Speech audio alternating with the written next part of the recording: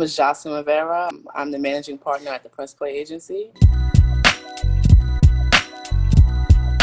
Jocelyn, appreciate you coming through. Glad we were able to connect. Shout out to Aiden as well, who kind of originally put both of us on each one of ours radar. So again, happy to have you on. And so yeah, just kind of want to start right at the top. As I've been doing with every single episode, I want to make sure that we continue the talk around Black Lives Matter, make sure that it stays top of mind for everybody, especially in music. So just wanted to start there and kind of get your thoughts surrounding everything that's been going on. Curious your thoughts on, the changes we've seen. Do you think those will have a long-term impact? Who do you think has done a really great job of really showing up and kind of putting their money where their mouth is, or really trying to implement serious changes within their business that may not have been able to do that before or done that before? Just kind of wanted to get your thoughts and your take on everything that's been going on. And please feel free to shout out any causes or any people that you're supporting directly as well. Okay.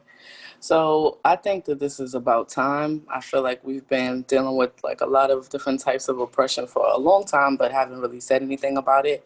I think at first it was difficult for a lot of people to figure out how they wanted to support the cause, because we haven't really, I feel like as Black people as a whole, we haven't really done anything like as a unit in so long. So it was like, I feel like so many people tried their own ways to try to get their voice heard or try to support the cause.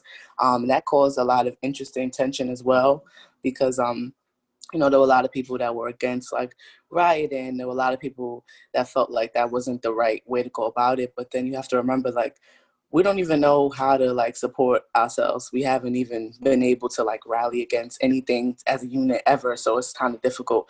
But I thought I think it opened up an interesting debate and like a good like topic to talk about, as a Black community. So I feel like that was good. I feel like we got to really, get into some really serious questions and conversations, and it was difficult. A lot of people were just kind of like confused about a lot of things. People didn't know where to stand on things, and I was kind of more on the side of more reform as opposed to revolution, I guess, because I felt like in my opinion it would make things a little bit more difficult if we were kind of like destroy, build in a like backwards kind of sense. So I thought that I was kind of on that side of it, but then I heard a lot of different. It's actually interesting because like my younger brother, he was out there protesting and doing everything like that, and I didn't understand it. I was just kind of like, I don't think that makes sense. But he broke it down to me. He was kind of like, like, what else is there to do? They're not listening to us. Nobody's hearing us. Like, we have to go out. We have to be louder. And I thought about it that way, and he was just like, then my brother actually sorry, I'm kind of getting a little long-winded, but no, not at all, please. Okay, but my brother kind of broke it down to me, and he was like, you have a voice in the music community, you have a voice on social media, you have to say something, you have to speak up, like you got to talk. And I was like, I don't really know what to say. Like, it was a real difficult thing for me at first. Then I kind of took the stance of teaching. I thought about a lot of things that I learned growing up. So a little bit of background on me, aside from music and stuff like that. Like, my father's a Rasta, and that's kind of like, basically, it's like a way of thinking. It's not really like a religion per se, but I grew up on a lot of different, like ideologies that some people may be learning now. So me and my brother, we kind of know a lot of things. So it was kind of like, it's hard to explain certain things because people take it the wrong way or they don't really understand it too deep. So when I first started speaking on social media, I got a lot of backlash because a lot of people were kind of like, "Yo, what are you talking about? Like, So I had to sit down with a lot of people that like knew me personally, and they would help me like figure out ways to really say what I want to say. So the beginning of it was very difficult for me because I tried to be real quiet. I got backlash for being quiet, and I got backlash for saying things that I know to be true. So I learned how to present myself. So that was an eye-opening experience for me personally, and I feel like it was for a lot of people, just kind of learning how to present themselves in the Black community because we don't know how to talk to each other that well. But aside from that, I feel like it opened up a whole new conversation about supporting Black businesses. Like, I feel like I was going to shout out a few that I was thinking of, but then I just thought maybe I should just talk about them as a whole because first of all, like down to like my nails. Like I look at them just thinking of something simple, but like I go to like Koreans or Asians to get my nails done. And I never thought that there were so many Black businesses that do nails, and like, why don't I ever support them? So like for my birthday, like I got my nails done at like a Black business, and it was really cool actually. Like she was so chill, and she was actually pretty new. So she was working at her house, and then a couple weeks later, she got her shop because so many people started supporting her. So I thought that was really cool. So I did that. I went to like a bunch of different, everything that I would usually do, I did it for a Black business. So that was interesting, and it just was like, first of all, some of them were a little difficult. Like I feel like there was a huge kind of push to Black businesses to the point where a lot of them didn't really know how to support the overflow of business. So there was a lot of difficult things at first. It was like some stores had outrageous lines and horrible customer service. And I was, for how I felt about it, and a lot of people, there was a lot of backlash on that too, because I have an issue with just saying whatever I want to say. So I'm working on that. But basically, I was like, what? So I would be like, yo, nah, customer service is bad. I don't like this, whatever. I don't care that it's a Black business. Like, you still got to have the same customer service, I feel. So I went to a lot of Black businesses, and I kind of left like comments on my social media so people can know like, okay, this was cool, but this wasn't cool, and this was cool, this was cool. And a lot of people like that. So that was kind of my way of like supporting, but still keeping it center, because I feel like business, I'm very specific about business. So I feel like you got to do stuff the right way. So I guess that's my spiel on everything. Yeah. No, I appreciate it. And yeah, what I think you're talking about when it comes to supporting Black businesses is all that stuff. That's like the just kind of going through those growth stages that like any new business at any level has to deal with, right? And hopefully that is a long-term change, and that those are good problems to have, right? Like, okay, how do we provide better customer service? How do we get our products faster? How can we drive the price down so that people spend more with us? Or how can we increase our profit margins, whatever the case is?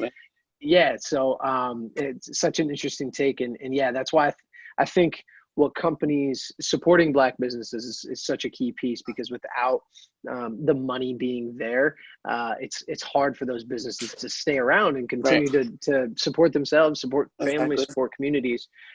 So like, and then what I thought was great was Netflix, moving, what was it? They moved like $100 million of their money into Black owned banks. Like that right there is like real systemic change. And yeah, it's just, you need more of that to like help those undereducated new business owners, like to kind of better understand how they can provide great service to people.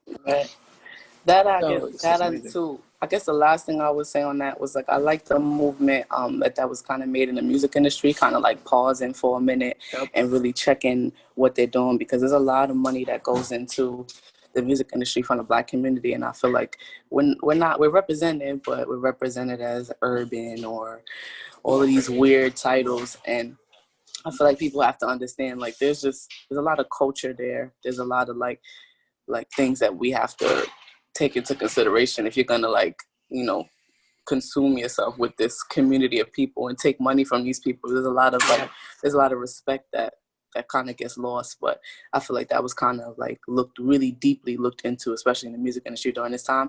But I don't know if it's still being done. Yeah, so, that is. I agree. I hope that is over. Okay, gotcha. My phone is dying. Gotcha. I got a little spot over here. You can say, so I'm listening. Yeah, all good. What was I saying? I hope that is not just a, kind of a Band-Aid fix where it's just lip service and they're like, hey, we're going to drop urban from our titles, from our departments. It's like, okay, that's like, yes, that is one good step, but then how else are you going to be changing the infrastructure at your community or at your businesses to help these communities, to like really help them, because you're taking a lot, you're exploiting a lot. There's a lot of negative stuff, that you're praying. across all genres, but specifically in Black communities, bad stereotypes that you're continuing to perpetuate? Are you really doing that just for the profit? You know what I mean? Right. All that type of stuff. Are you really, really looking at that and saying, whoa, this isn't the type of music or culture that we want to support because this is just, this is a negative cycle for people, right? Do you really want to pick that up, or are you really like, no, this is a definitive stance? You just jumping on that because you're at scale and you need things that are really going to make money, and you know exactly negative things tend to I'm perform better. curious to see what happens in the long run, but I'm happy that the conversation is happening. Agreed. Yeah, agreed. And hopefully, you know, hopefully these little things keep that conversation going, and we keep kind of putting pressure on people to have those difficult conversations, because it's tough. It is tough. It is tough. But again, I appreciate you diving into that early on as we start here. But yeah, kind of want to shift gears a little bit, get to know you a little bit more, help the audience better understand, you know, kind of how you got to where you're at today. So yeah, let's just kind of start at the beginning. You know, tell us a little bit about how you got your start in music and how you kind of found your way onto the marketing and management side of things. Well, so I started off in college, honestly. So I graduated, I guess now it's 3 years. I graduated in 2017, December. So it's 2.5 years. I was like blogging for different hip hop sites, just in school, just like kind of like as a hobby. I basically started off doing like mainstream writing for just like random sites. I was like, you know, whatever. I just want to keep it updated, and I kind of just want to, I don't even know what the idea was behind that. I was just like, whatever. I applied for one publication and they liked my writing, and I was like, oh, I might as well do more. By the time I realized it, I was writing for about 40 sites and just writing mainstream stuff, and I was just doing it because it was just interesting to me.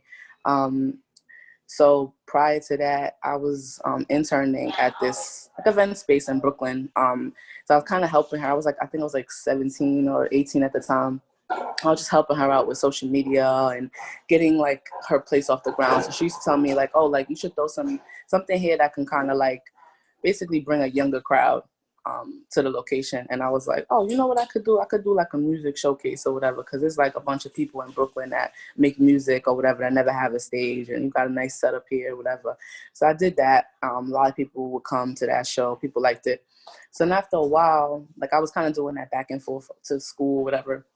And so after a while, people were like, oh, what else do you do? Like, I was like, oh, I blog or whatever. So then people at the show were like, oh, can you write about me on one of those blogs? I was like, all right, yeah, fine, whatever. I'll write. If you perform, I'll write about you for one of these publications or whatever. So I was doing that. And then after a while, people just started DMing me like, yo, can I just pay you to go on the site? And I was like, I don't know. I got to talk to the editor or whatever. And they were like, yeah, if we could split the profit or whatever, do that. So at the time I was in college, so I was like, okay, cool. I was doing it. It was making me money. Then I was writing people's bios, and I was doing like interviews for them and all this kind of stuff. And I just became like the go-to blogger girl type of thing. So then publicists started reaching out to me, and managers and different companies started reaching out just to get like their stuff on a bunch of different sites. So I was like, okay, cool. Since somebody reached out to me, they're like, you know, this is called PR. And I was like, what's that about? Whatever. So I looked it up. I was like, oh, I guess it's similar, but I'm not really pitching anything. I'm just like putting it right on the site because I write for them or whatever. So I was like, okay, that's interesting that I can like skip the middleman like that. That's like, I kind of like this. So I started doing that for a while. And then basically, so I was like towards the end of college. I'm like, okay, like what else is there? Like I got to do something else, because I don't really, at the time I was studying human development in college. So I was like, I don't even know what I'm doing. I got to figure something out. So I started doing digital marketing. A friend of mine was working at Facebook at the time, and she was like, yo, I got this like login thing where you could learn like digital marketing. You could learn how to like get people's Instagrams better and stuff like that. I was like, okay, cool, whatever. Started doing that, and I was like really good at it. So I added that to like a package. Damn, it's kind of loud, sorry. But I added that to like a package. I started creating like packages. I was like, okay, so maybe I'll do like 4 sites, a digital marketing campaign. I can consult with you for a little bit. I could do like an interview kind of style thing. Hold on a second, let me close this. Yeah.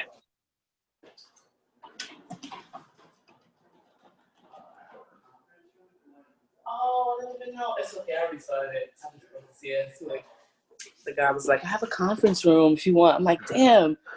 Shut me back. But yeah, so I was doing that. I started the package, and then people were like buying it, and I was like, whoa, like, okay, like this money that could be made, like just Yeah, out right. here, whatever. So I was like, okay, whatever. How can I take this to the next level? Because I'm about to graduate college, whatever.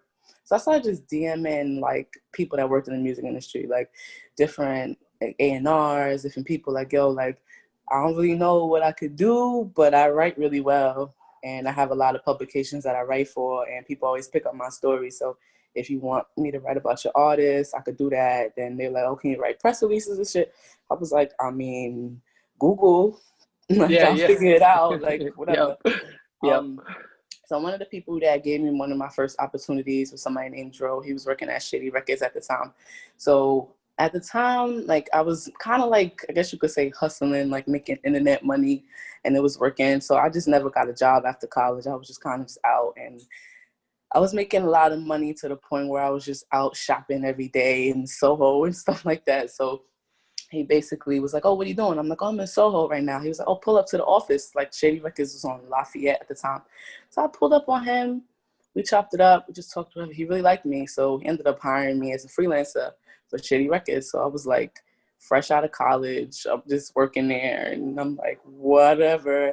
I don't know what's coming Yeah. on. And they Yeah. really started liking me. So they used to bring artists in that they were thinking about signing, and they used to basically just be in like this like room, like a bunch of them just have the speaker and shit and play music, and we just chill, and they would be like, what do you think of them? Like they'd ask me for my feedback on the artist or whatever, and I was like, whatever. They just kind of like my attitude, like I was just real blunt with what I felt about the artist and stuff like that. So they would call me into a lot of these meetings now, so that's how I learned like consulting, I guess. I just had to be real. They were just like, say whatever's on your mind. Like they kind of trained me to be like comfortable with like my opinions and stuff like that. So I started doing that, and then they started bringing me into sessions. So I started like doing A&R work type of thing. So I was just there, and I was like, I never really asked them for real money like that because I was fine. But then they started paying me as like a contractor. So that's how I learned like about the freelance world and how to contract through labels and stuff like that. And then I was like, okay, I have to make my business. I have to get an LLC because they're paying me through my business. So I was like learning things kind of on the fly. So I was doing that for a while. Then Shady Records merged with Def Jam. So then this is where the story kind of gets interesting, I guess. So basically, I'm like with Shady Records or whatever. They merged with Def Jam. My mentor is at Def Jam now. So one time he tells me to come in his office, and he's like, yo, like, funny story. I feel like you really remind me of my boss, like my new boss here. She remind me of her, whatever. I was like, oh, whatever. Prior to that, I was working at Holiday, so also I was working at Holiday 7 too. Like I was doing promotions with Drewski over there. I was like doing a lot of different, it's like there's a lot of things I probably am gonna miss between here, but Yeah, I for was sure. working for like a lot of different labels, like freelance and doing a bunch of stuff. So I was just like, I was that go-to kind of like random girl that all of these labels would like contract and stuff like that. But I never really wanted to work somewhere because once I realized I could work everywhere, I was like, nah, I don't want no job. It's fun. Like I like being outside.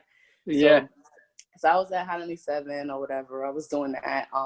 So basically, I had a friend there that was a photographer. He invited me to this dinner. It was like women in music dinner. So it was crazy. Like I was sitting next to like the head of here and the blah, blah, blah and the VP of there. And they were all from these big places.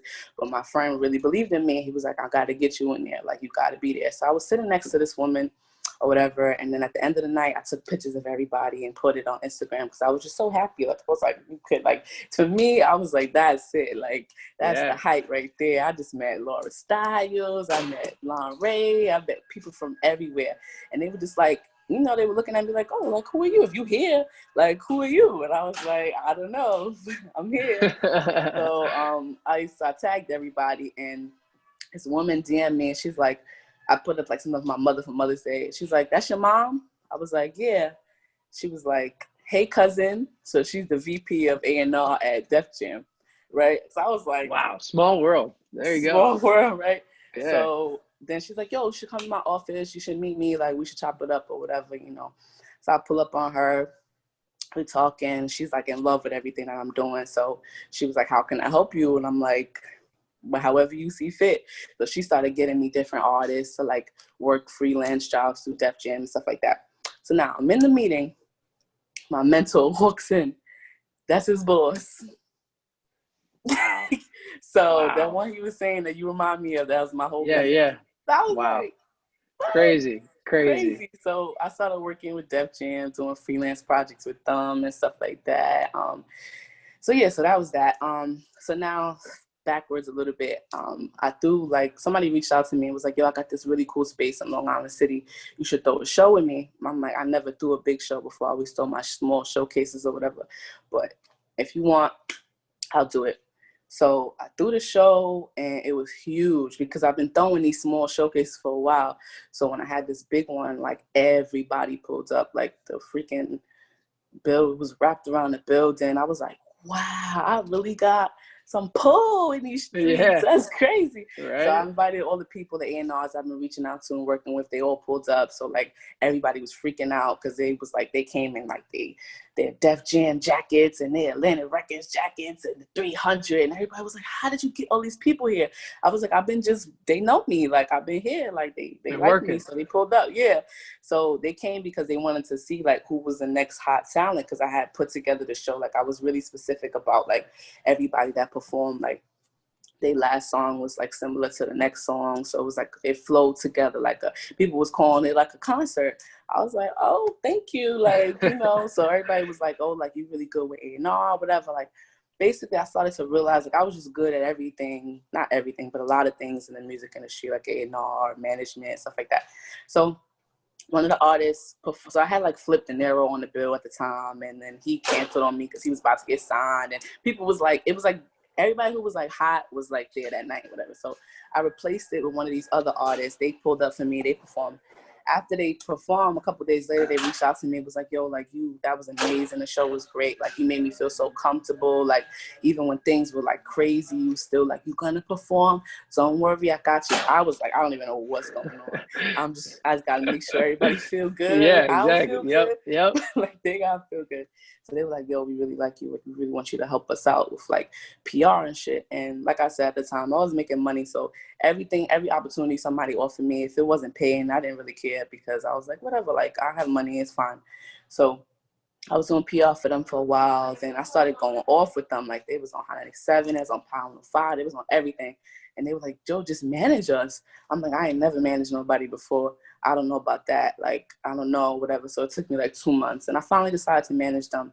And they did really good. Like, they started getting out there.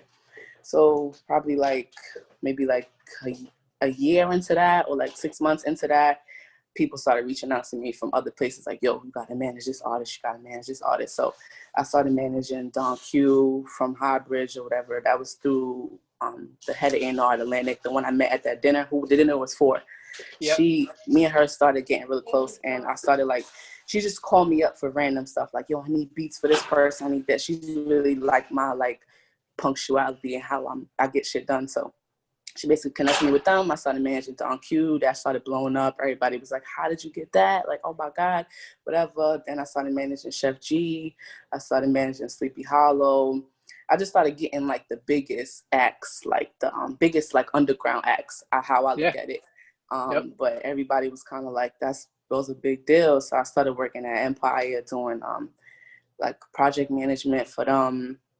Then I started doing so good that the team wanted me for their management instead of me working for Empire. Then they gave me Sleepy, and it's just like, I just started getting artists. Like, I started getting artists from all over, like all different labels that were like new, but like had a buzz and people liked them or whatever. So they wanted me to come up with like a creative way to get them out there. So like for like Sheff G, we did like the billboard in his neighborhood so everybody could see it. We do like big parties. Like, I really blew it up. And then like now they're like going crazy. So I love it. But yeah, so that's pretty much my story. Like, I just was just there. That's I mean that's a hell of a story thus far too, and it's so early on. So I mean, that's a lot of what you said is you know, what a lot of us went through early on in the career, just trying to run and do everything that you can to kind of get the experience and just to hustle and just to meet people and put yourself in a position to find those opportunities and then be able to take advantage of them in the right way. So yeah, great story. So kind of want to switch gears a little bit, getting into a little bit more of the technical side of things, ask you some nitty gritty questions. I want to talk about content and what artists should be creating during this time. So how do you, during COVID, during the pandemic, how do you think artists should be creating content? Like, is there a system that you kind of have in mind that you think works best? Like, hey, limit it to these types of videos, make them short, make them, long, put them on YouTube, put them on Instagram. What do you think is kind of a method or a plan that some artists should be paying attention to at this time? I felt, well, early on, I kind of was really like, I think artists should just drop whatever they want right now and just test it out, because at the time, like at the beginning of quarantine, people were like literally on their phone like psychopaths. Like I feel like Instagram was like breaking down, like it was so many people. So I was still doing a lot of, like I was actually blessed enough to still have work and stuff like that to do. So people were like booking consultations. So I would just tell them like, just drop stuff, just drop it and take the information into like a spreadsheet or something that you see, because it's the best, like it's like a real great testing ground right now. Like it's like open, like you don't even need ads, because it's just, everything is there. And if you do put ads on it, it's gonna really get seen. So I was telling people just to put stuff out like that. And then the next thing I was looking at was like people, because like I guess it's kind of, I guess it's a little weird, but I think that like because everything was happening in the world, like everybody was real like conscious of their thoughts and things like that. People were reading more and wanting to really like hear things with substance.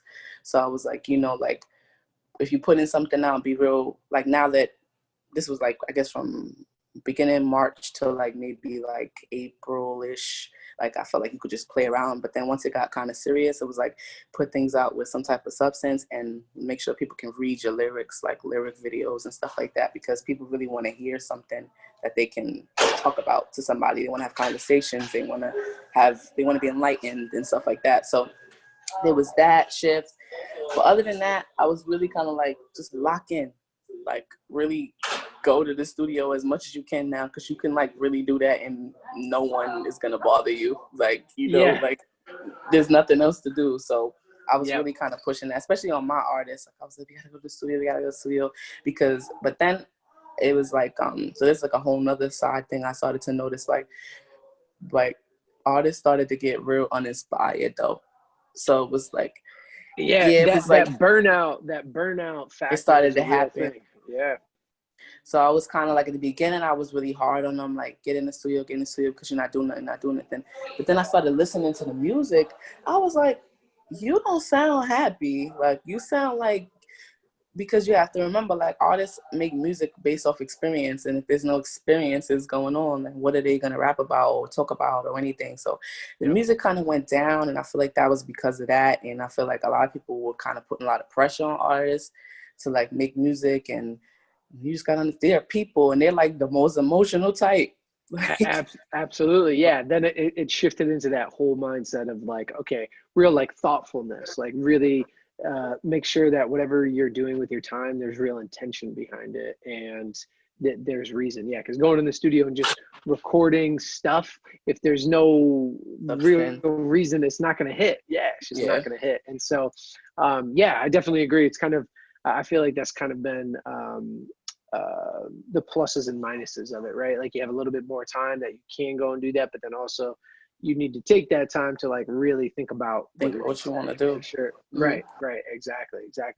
Got another question for you. You were talking about lyric videos, talking about getting in the studio, all super important things. What about artists really connecting? I want to talk about artists connecting with their fans. And a quick question, curious your thoughts on, email marketing versus social media marketing. Email's kind of made a resurgence over the last couple of years. Mm-hmm. We take it for granted because it was kind of our first form of online communication, right? One of them, but extremely, your open rates are going to be much higher there than your social media engagement. So curious your thoughts on, email marketing versus social media marketing. Mm-hmm. I actually, like, I do a lot of like testing on myself before I do anything with artists, because I'm like, I have a decent following, I could play with certain things. So at the beginning of quarantine, I was doing like a show where I was interviewing, like similar to what we're doing. I was just interviewing people that I knew, like just to do it, because I was kind of bored and I felt like I needed to do something. So I was doing that, and then after every show, I would like basically have artists submit music or whatever. So that after we do the interview, I would play the music like random, like I would just have people comment a number, and then I would pick a number in the email. So whoever people that emailed, I would email all of them like, oh, like, thank you for submitting. If you want to do a consultation with me, whatever, I got a free consultation link or whatever. Because I just want to see like if people would click it. And it was like crazy. Like the email stuff, it was way better than my social media marketing. Like if I just said, oh, swipe up to get a free consultation, like people didn't really care. But when they got that direct email from me that had my tag on it and it felt real personal, actually Aiden wrote the email. So he's really good with email writing. Amazing. Yeah, He's absolutely. amazing. So he wrote it, and it was very personal, and they were happy and stuff like that. So I got a lot of constant. It was like booked every day for the whole like 2 months straight. So I was like, this is crazy. And I got a lot of business from that because like I was just talking to people all day, like 10 minutes, 10 minutes, 10 minutes, 10 minutes. Yep. So that worked. Social media didn't work as well. I didn't put any ads on anything at the time because I started doing ads now because I started doing like researching certain areas and like these like I don't know what you call them, but they're like systems where you type in like certain types of ideas that you have in your head and they'll give you like target areas. So now I'm doing that. But before that, I was just putting it on email and it was working so well. And I started with my artists. I was like, okay, new single, blah, blah, blah, blah. But what I would do is I would add on like we were selling things like selling like products or selling like t-shirts or something to make people, or like giving it away sometimes or whatever. So the email was working real, real well at the beginning of the quarantine. I don't know if it's still the same because people aren't checking their phone as much. Now people are going out a little bit, but it was working real, real well. It was way better than social media. I would recommend it. But you got to make sure your copyright is right. Absolutely. I definitely agree. It's got to be, the copywriting has to be on point, but then also there has to be real value within the email, exactly. right? Like you're kind of beyond the point of like, hey, I got a new single. It's like everybody already knows about that. It's so played out. It's on your social media. It's in like their music feeds, right? So if you're going to hit somebody up in their inbox, like there needs to be real value, real substance. The first time, because I think that's going to be the next to do it. Exactly. Mm-hmm. Exactly. Now I kind of want to talk about platforms and where you think artists should be on. So do you think it's important for an artist to be on every single platform, or, to kind of make sure that they don't get burnt out by social media? Do you think it's more important to just focus on one or two that they really like or they're really good at and just go all the way in on there and build up an audience there? What do you think is best? That's kind of the first question. And then what do you think is the best route? 1, 2, all of them. And then what do you think is the best app to be on right now? I think that if you can be on multiple, go for it. But it's not realistic. Like I even can't be on everything. I don't use Facebook. Like I use Twitter and I use Instagram, but I don't even use Twitter for business. I use Twitter for like just scrolling and looking at cool videos or whatever the case may be. But what I have noticed is like, you can like share the same content to like other platforms, whatever. So I guess you could do that. But I say focus on one, just get your numbers up there. Because what I noticed is like, first of all, like I guess I don't even know how to explain it well, but like Facebook is a different beat. Like there's a different temperature on Facebook than there is on Instagram, and there's a whole different temperature on Twitter. Like I feel like realistically, like Facebook is like for like the hood in a way. Like if you're looking at it in the music kind of sense, like I go on Facebook and that's all like high school people and like stuff from my old neighborhood and real throwback. Like, so if you want to like attack a specific demographic, like you want those people, it's kind of awkward say, but like certain types of people. I don't want to say, I don't want people to take it the wrong way, but like if you want to hit No, certain I know types what you of mean. market, Sure. you go on Facebook. If you want to, yeah, if you want to go, Instagram is like college kid type vibe. Like there's a certain type of people there. So if you want, you just got to pay attention. You got to be specific about who you trying to hit.